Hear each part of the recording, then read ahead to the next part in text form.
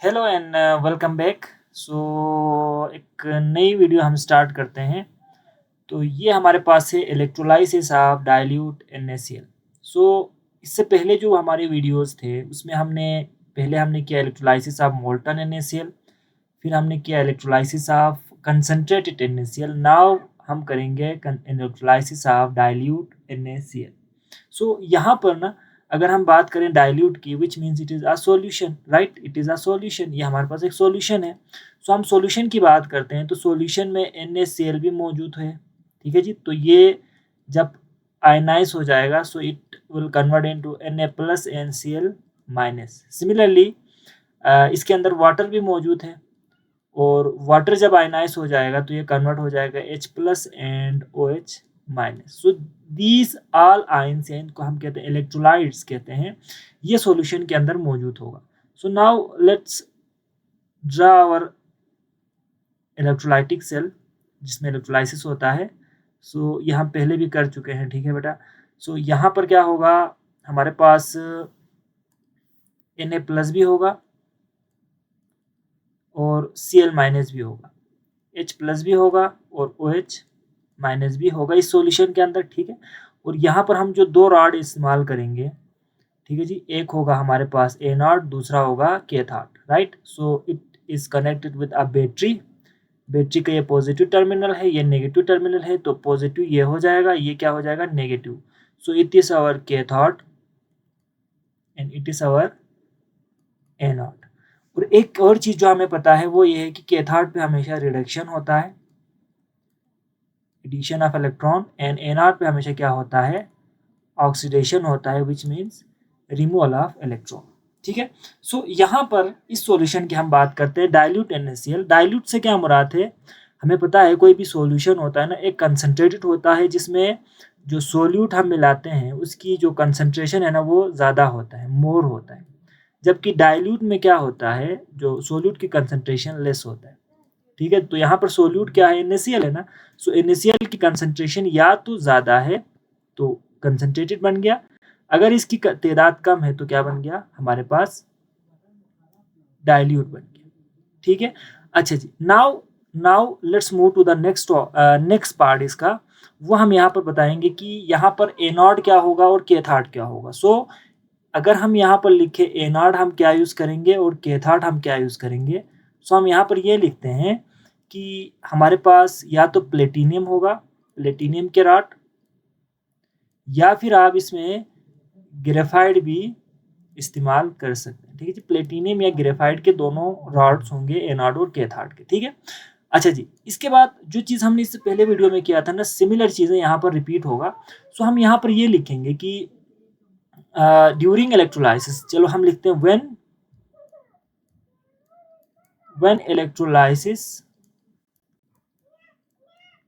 Electrolysis starts. ठीक है, जब इलेक्ट्रोलाइसिस स्टार्ट होगा तो हमारे पास क्या होगा, सोडियम आयन एंड, ठीक है, हम शॉर्ट करते हैं, हाइड्रोजन आयन, जिस दोनों पर पॉजिटिव चार्ज है ना, तो sodium ion and hydrogen ion moves toward cathode, negative terminal की तरफ जाएगा, while chloride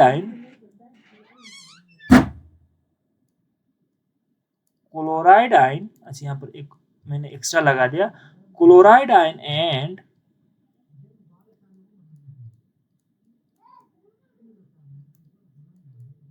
hydroxide ion, chloride ion and hydroxide ion moves toward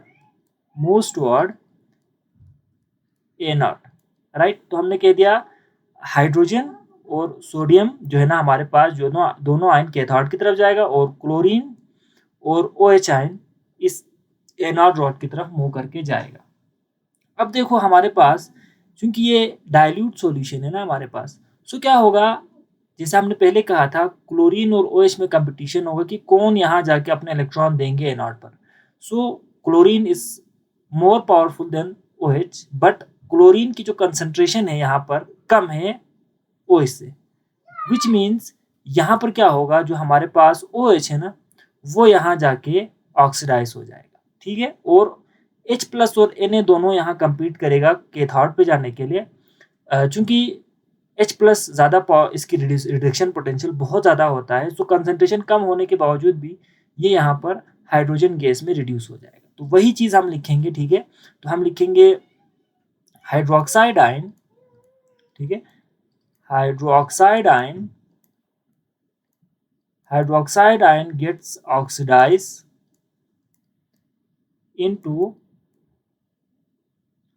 into oxygen gas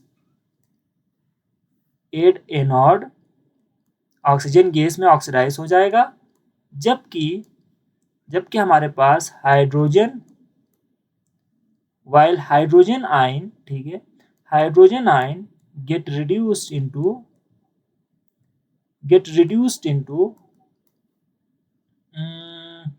hydrogen gas at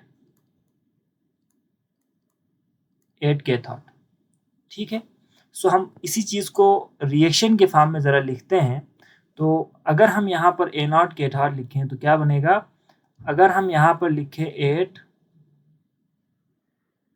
anode तो क्या होगा, हमने कहा था एनोड पे ऑक्सीडेशन होता है, सो OH आएगा यहाँ पर, OH, ठीक है, माइनस, तो यहाँ से 4OH आएगा, ठीक, क्योंकि एक ऑक्सीजन बनना है तो 4OH चाहिए होगा। सो यहाँ पर हमारे पास वाटर के 2 मॉलिक्यूल बनेंगे, 2H2O प्लस 4 इलेक्ट्रॉन रिलीज होगा, प्लस हमारे पास एक ऑक्सीजन गैस बनेगा। तो यहाँ पर ऑक्सीजन गैस बन गया।